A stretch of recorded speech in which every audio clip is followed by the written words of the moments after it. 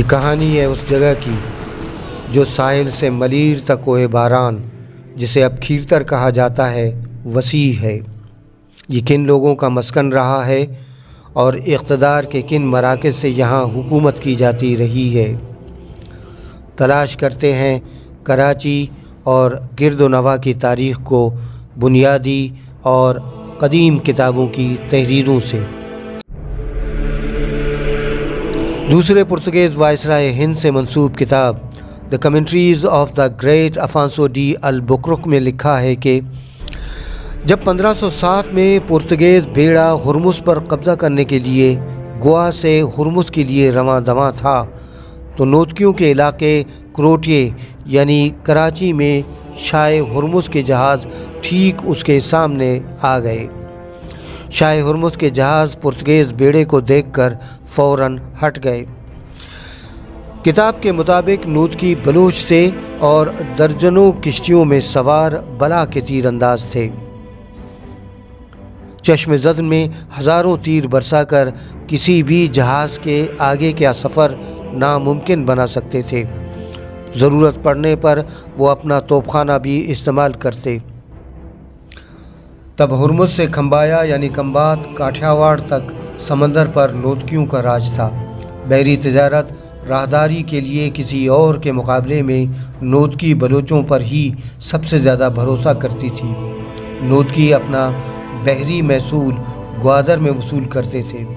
Encyclopedia ایرانیکا کے مطابق Oman سے بے دخل کیے گئے عرب قبیلہ نیکولس کو پرتگیزوں نے ہرمز کے قریب لارک جزیرے پر صرف اس شرط پر رہنے کی اجازت دی تھی کہ وہ ان کے لیے نوتکیوں یعنی بلوچوں سے لڑیں گے۔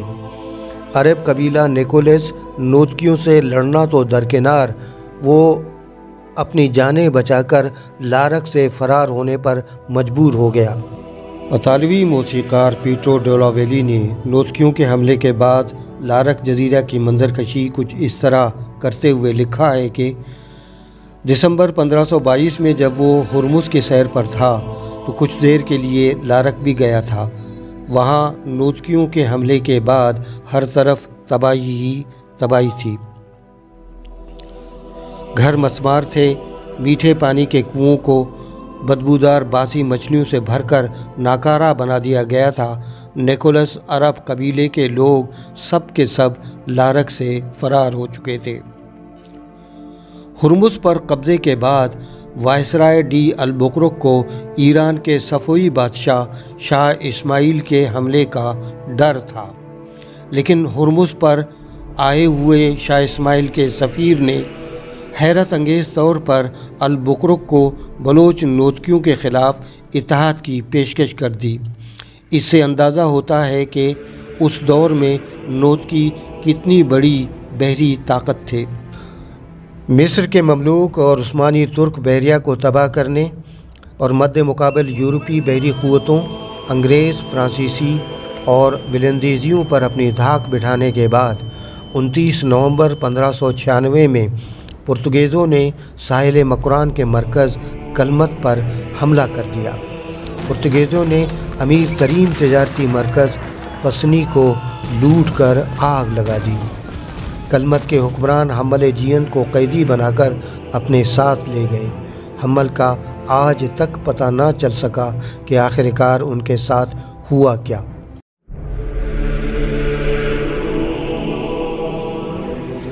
معروف تاریخ نویس علی شیر خان ٹھٹوی کی کتاب تحفۃ الکرام کے مطابق ارغون اور ترخان جب سندھ پر قابض ہوئے تو انہوں نے یہاں کے لوگوں پر ظلم کے پہاڑ ڈھا دیے۔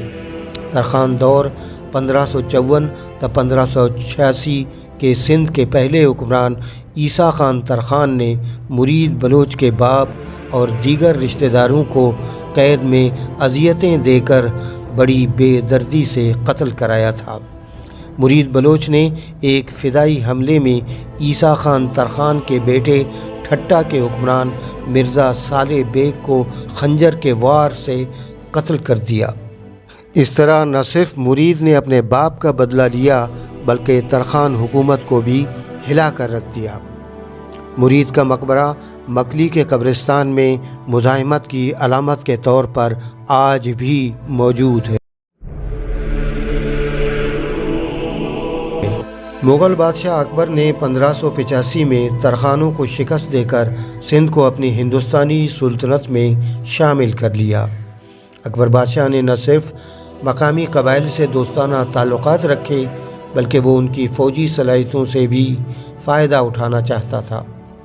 اکبر کے ممتاز رتن مولوی ابو الفضل اپنی کتاب آئینی اکبری میں ان قبائل کا ذکر کرتے ہوئے لکھتے ہیں کہ کوئے باران یعنی کھیرتر جبل پر دریائے شور بحیرہ عرب سے سیوستان یعنی سیون تک بلوچوں کا سب سے مشہور قبیلہ کلجانی غالباً کلمتی آباد ہیں۔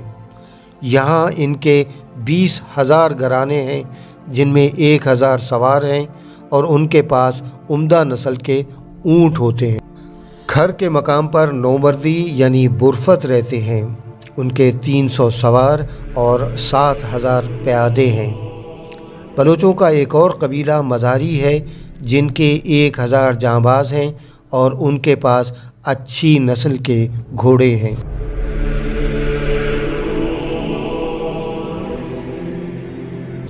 چوکنڈی نام سے پتھر کے نقش و نگار سے سجی لاتعداد قبریں اور قبرستان کراچی، ٹھٹہ اور کوہستان ضلع جامشور و سندھ میں جگہ جگہ موجود ہیں۔ آثار قدیمہ کے معروف محقق ڈاکٹر کلیم لاشاری اپنی کتاب چوکنڈی قبریں میں لکھتے ہیں کہ یہ قبریں زیادہ تر کلمتی، برفت اور جھوکھیا قبائل کے ہیں۔ چوکنڈی طرز کی قبرستان نہ صرف سندھ میں بلکہ بلوچستان میں حب، وندر، اورماڑہ، پسنی، گوادر کے علاوہ ایرانی مکران اور ایرانی صوبوں ہرمزگان اور کرمان میں بھی پائے جاتے ہیں۔ کرمان کے بلوچ علاقے ماہان میں آسودہ خاک شورائے آفاق صوفی بزرگ شاہ نعمت اللہ ولی کے بیٹے شاہ خلیل اللہ کی قبر دکن ہندوستان کی ریاست بیدار کے شاہی قلعے کے احاطے میں آج بھی موجود ہے۔ یہ بھی چوکنڈی کہلاتی ہے۔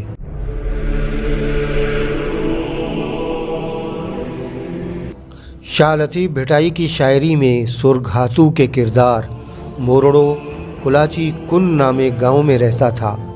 ڈاکٹر گربخشانی اپنی کتاب شاہ جو ریحانیوں میں لکھتے ہیں کہ کلاچی بلوچ قبیلہ ہے اور آج کا کراچی ان کے ہی نام سے منسوب ہے۔ یہی بات ایسٹ انڈیا کمپنی کے ایک جہازراں لیفٹیننٹ جان پورٹر 1744-45 میں بھی بتاتے ہیں کہ کروچے پہلے بلوچوں کا تھا مگر سندھ کے حکمران نے کسی اور علاقے کے تبادلے میں اس کو اپنی ریاست میں شامل کر لیا۔